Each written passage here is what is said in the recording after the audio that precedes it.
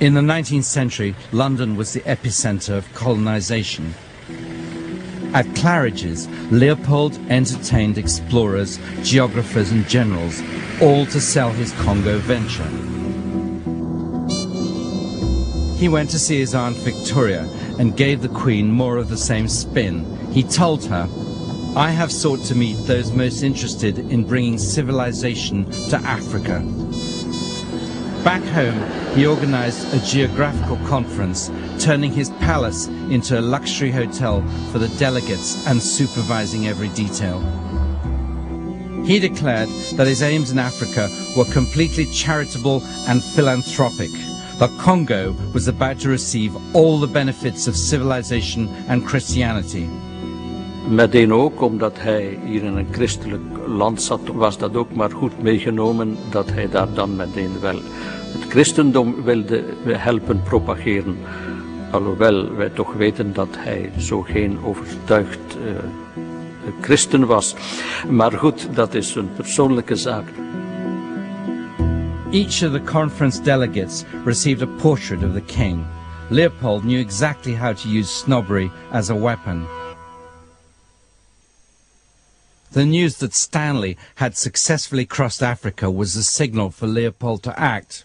In his scrawling handwriting, he wrote to an aide that he did not want to miss out on this magnificent African cake.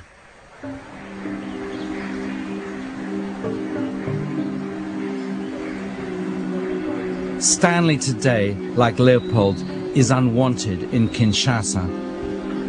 But in 1887, Stanley was the man that the king needed. Under the guise of a charitable organization, the International Africa Association, Leopold hired Stanley to make the Congo fit for a king. La réputation de Stanley est celle d'un bâtisseur, d'un pacificateur, d'un constructeur. En réalité, ce qu'il a fait, c'est d'abord de casser, de briser, de détruire tout ce qui existait avant. Et à la place, c'est vrai qu'il construit quelque chose de nouveau, une logique marchande et une logique politique. Et ce nouveau système, il le met au service de l'Occident et en particulier au service du roi Léopold II. Stanley established a network of steamers, built roads and bridges, and even a small railway. He soon earned the name Bula Matadi, the smasher of rocks. But behind Stanley's back, Leopold was changing the Charitable African Association into a commercial company. His new Congo Association would be run exclusively for profit. He wrote to an aide, "Care must be taken not to let it be obvious that the Congo Association and the African Association are different. The public doesn't grasp that." The king issued new orders. He now wanted official treaties to show that the Congo belonged to him.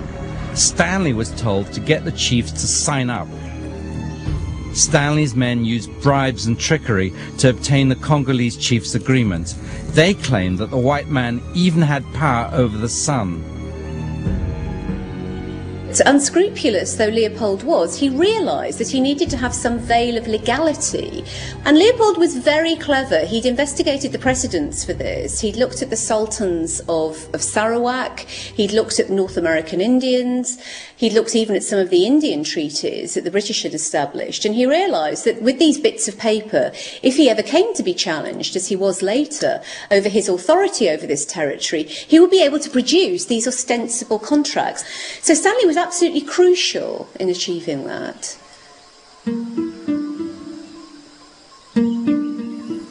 Having tricked the Africans, the king now set about convincing the European powers that he should be allowed to own this vast African colony.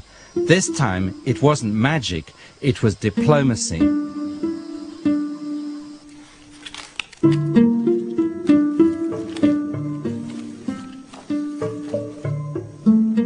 By 1884, the great powers were all lined up in Berlin to hand over the Congo to the king. No Africans were invited. Ce document, C'est l'acte général de la conférence du Congo, publié le 26 février 1885 à Berlin. Ce document est connu dans l'histoire comme étant l'acte général de la conférence de Berlin. Léopold II, roi de Belge, n'était pas présent à Berlin. The conference gave Leopold everything he wanted. It's very remarkable to see that King Leopold managed to trick the great powers at that time. He promised that everybody would have access to that, there would be free trade, that if there was anything to be gained, that everybody could participate in the loot. And there was quite some remorse afterwards in other countries that he got away with it. But he did.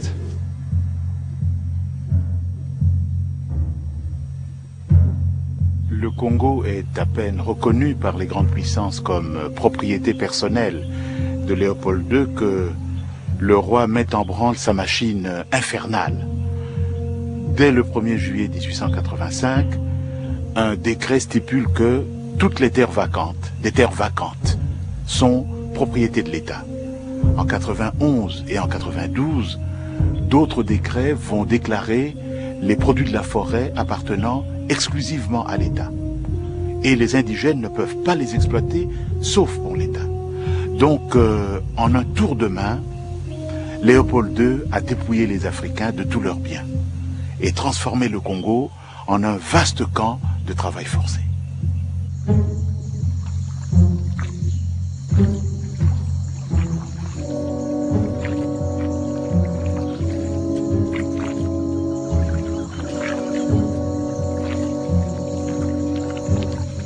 To enforce his rule, the sovereign king had created an army. In time, it would be 16,000 strong, equipped with modern Belgian-made automatic rifles. The novelist Joseph Conrad was in the Congo Free State from the start. As a result of what he saw there, he wrote Heart of Darkness.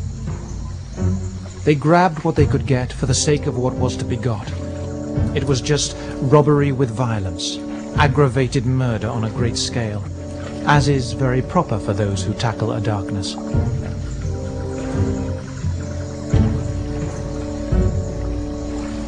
Bango bazaki na mindoki okoki kobuna na yete bakobete bino masasi lokola nyama koboma bato ebele bakovanda ndako te bakovanda ka obele kuna boyi na zamba lokola nyama.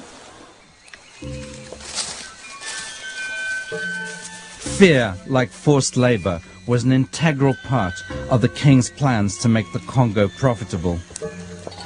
A British diplomat recalled how Leopold laughed at the idea of respecting the rights of the native and talked of having a garrison to coerce them into paying revenue.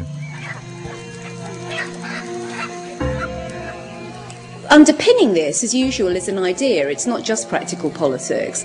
This is the high point of scientific racism, and the view that in Africa you have a quite distinct group of people with a different physiognomy, with a different mentality, with different intellectual capacities, and that they basically, whether it's because of their inherent biological nature or because of their culture, they won't work for money, they won't work for the normal incentives. They were fundamentally lazy and barbaric and savage.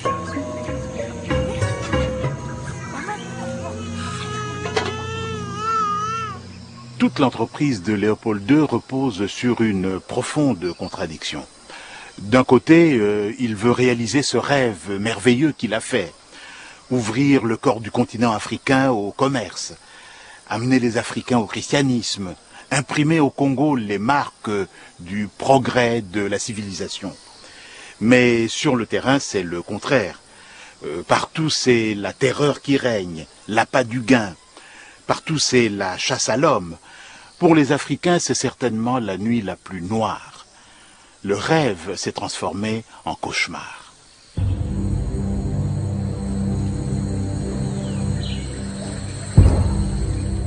The conquest of the earth, which mostly means the taking it away from those who have a different complexion or slightly flatter noses than ourselves, is not a pretty thing when you look into it too much.